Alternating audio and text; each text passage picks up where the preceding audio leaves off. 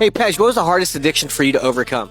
I'll tell you right now, if I was to tell you heroin, you might believe me. If I was to tell you cocaine or meth, you might believe me. Even weed was kind of really hard to come over because I really loved weed. But the hardest addiction that I had to overcome was cigarettes, nicotine. I smoked for many, many years. Started when I was like 12. Used to steal packs out of my uncle's pack that he had in his house. Whenever we'd go over there, I'd just like grab a bunch of them. They were more cigarettes. He would keep them in the refrigerator, and I would just go and steal them and smoke them in the backyard. But I smoked throughout my life. I remember being 16 years old and thinking, I'm not going to smoke anymore. I got to quit. This is becoming a problem because I'm doing it daily. But I would always get my hands on cigarettes, and I'd smoke and smoke and smoke. Throughout my life, all throughout my 20s, my 30s, I smoked. Sometimes I'd quit for a little while, then I'd start up again.